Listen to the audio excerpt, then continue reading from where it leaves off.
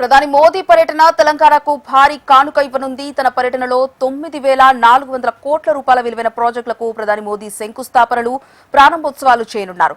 రేపు మధ్యాహ్నం గచ్చిబౌలిలోని HSC centre నుంచి శంకుస్థాపనలు చేయనున్నారు ప్రధాని. ఇందులో 3,180 కోట్లతో చేపట్టనున్న గుడల్పూర్ మహబూబ్ నగర్ రహదారి 4 లేన్ విస్తరణకు ప్రధాని శంకుస్థాపన చేస్తారు. అలాగే 2,360 కోట్లతో జహీరాబాద్ ఇండస్ట్రియల్ ఏరియా అభివృద్ధి పనులకు ప్రారంభిస్తారు. 1,550 కోట్ల రూపాయలతో చేపట్టిన Kazipet Vijayawada multi tracking project పనులతో పాటు కాజీపేటలో 300 కోట్లతో నిర్మించిన rail under rail bypass line ను ప్రారంభిస్తారు ప్రధాని.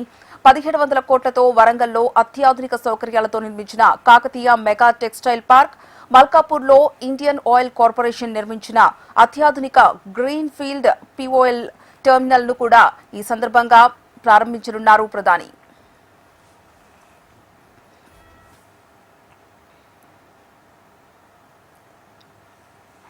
ఇక ప్రధాని నరేంద్ర మోదీ పర్యటనకు సంబంధించి మరింత సమాచారం మా కరెస్పాండెంట్ గోవింద్ లైవ్ ద్వారా అందిస్తారు. గోవింద్, చెప్పండి, మూడోసారి ప్రధానమంత్రి అయ్యాక తొలిసారిగా ప్రధాని మోదీ తెలంగాణకు రాబోతున్నారు.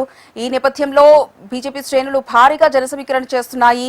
అలాగే బీజేపీ కార్యకర్తల్లో కావచ్చు, నేతల్లో కావచ్చు ఎలాంటి జోష్ నిండింది?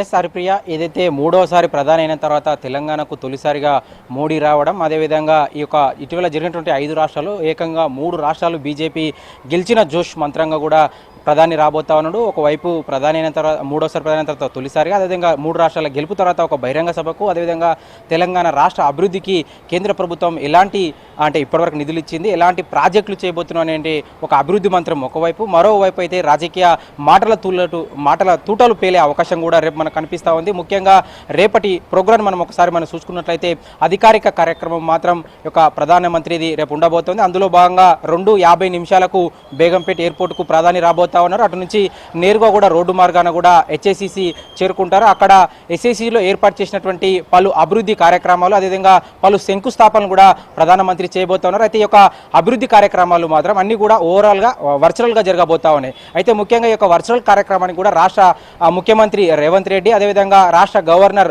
శివప్రతాప్ శుక్లా, అదేవిధంగా ఏదైతే ఉన్నటువంటి కేంద్ర మంత్రులు నితిన్ గడ్కరీ కానీ, అదేవిధంగా రైల్వే మంత్రి అశ్విని వైష్ణవ్, అదేవిధంగా స్థానిక కేంద్ర మంత్రి అయినటువంటి కిషన్ రెడ్డి, అదేవిధంగా బండి సంజయ్, అదేవిధంగా ఇతర ప్రభుత్వ అధికారుల ఆధ్వర్యంలో కూడా ఇది ఒక అధికారిక కార్యక్రమం. వీళ్ళందరూ కూడా పాల్గొనబోతున్నారు. ఏకంగా ఈ యొక్క వర్చువల్ కార్యక్రమంలో మాత్రం 2 యొక్క ప్రారంభోత్సవాలు, 3 మాత్రం జాతికి అంకితం చేసే కార్యక్రమం. అందులో ముఖ్యంగా కూడా ఈ యొక్క మహబూబ్ నగర్, అదేవిధంగా గూడెబల్లర్ ఈ యొక్క 4 లైన్ల రోడ్డు సంబంధించినటువంటి ఏదైతే ప్రారంభోత్సవం ఉంది, ఇది ప్రారంభోత్సవం. ఇది మొత్తానికి కూడా తెలంగాణ, అదేవిధంగా కర్ణాటక కూడా ఈ రవాణా సౌకర్యాన్ని మెరుగుపరిచే విధంగా ఇదంతా కూడా 3,180 కోట్లతో మాత్రం దీన్ని ప్రారంభించబోతా ఉన్నారు. అదేవిధంగా జహీరాబాద్ ఇండస్ట్రియల్ పార్కు అభివృద్ధి పనులకు కూడా మోడీ శంకుస్థాపన చేయబోతున్నారు. ఇదంతా కూడా ముఖ్యంగా కూడా 2,360 కోట్లతో కూడా దీన్ని కూడా ప్రారంభించబోతున్నారు. అయితే ఈ 2 మాత్రం శంకుస్థాపన చేస్తారు, మిగతా 3 మాత్రం జాతికి అంకితం చేయబోతున్నారు. అందులో ముఖ్యంగా కూడా ఏదైతే రైల్వే ప్రాజెక్టు కాజీపేట నుంచి విజయవాడకు ఏదైతే ట్రిపుల్ లైన్ ఉందో, అదేవిధంగా వివిధ రైల్వే విభాగాలకు సంబంధించినటువంటి అభివృద్ధి కార్యక్రమాలు మొత్తం కూడా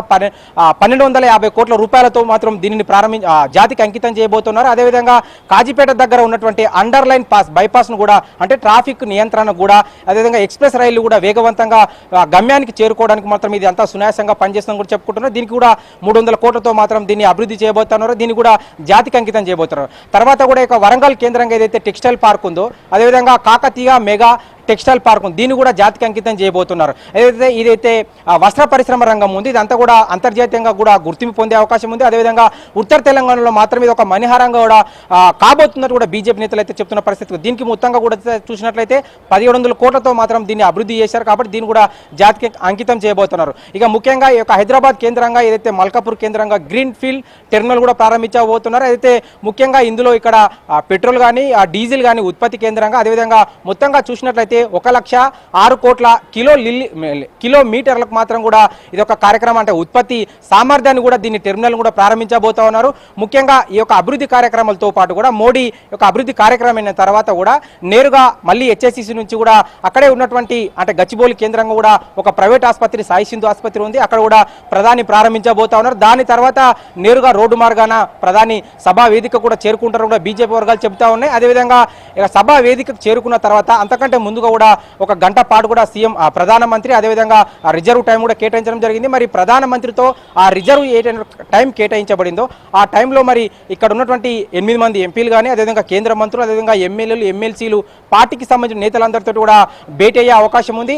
ఇక్కడ తెలంగాణలో ఈ యొక్క కేంద్ర ప్రభుత్వ పథకాల పనితీరు కానీ అదేవిధంగా కేంద్రం ఇప్పటివరకు ఇచ్చినటువంటి నిధుల గురించి కానీ అదేవిధంగా భవిష్యత్తులో కేంద్రం తెలంగాణకు ఇచ్చేటటువంటి నిధుల మీద సమీక్ష చేసే అవకాశం ఉంది. అదేవిధంగా రాజకీయంగా ఇక్కడ పార్టీ పరిస్థితి ఎలా ఉంది అదేవిధంగా ఇక్కడ ఉన్నటువంటి స్థానిక కాంగ్రెస్ ప్రభుత్వ పనితీరు అదేవిధంగా కాంగ్రెస్ ప్రభుత్వం ఇచ్చినటువంటి హామీలు ఏ విధంగా అమలు జరగబోతా ఉన్నాయి అదేవిధంగా ప్రజల పక్షాన బీజేపీ ఏ విధంగా మరి ముందుకెళ్లాలి అదేవిధంగా ఇప్పటివరకు చేసినటువంటి ప్రజా పోరాటాలను నెమరు వేసుకుంటూ కూడా మళ్ళీ తిరిగి ఏ విధంగా పార్టీని కింది స్థాయి వరకు బలోపేతం చేయాలని కూడా నేతలందరూ కూడా దిశానిర్దేశం చేసే అవకాశం ఉంది. అదేవిధంగా ఇటీవల జరుగుతున్నటువంటి పార్టీ రాష్ట్ర పార్టీలో జరుగుతున్నటువంటి కొన్ని అంతర్గత వివాదాలు కానీ అదేవిధంగా లీకులు లేఖలని ఏదైతే ప్రచారం జరుగుతుందో రాజకీయ వర్గాల్లో ఇప్పటికే జోరుగా ప్రచారం తరుణంలో మరి ఒక 3 రాష్ట్రాల గెలుపు తర్వాత ప్రధాని తొలిసారిగా వస్తున్న తరుణంలో మరి యొక్క రిజర్వ్ టైంలో నేతలతో చేసేటువంటి చర్చాగోష్ఠి అంటే నేతలకు ఏ విధంగా ప్రధానమంత్రి మోడీ ఏ విధంగా దిశానిర్దేశం చేయబోతా ఉన్నారు ఇక్కడ ఉన్నటువంటి పరిస్థితులు అదేవిధంగా 3 రాష్ట్రాల గెలుపు మంత్రం ఏదైతే పశ్చిమ బెంగాల్లో బీజేపీ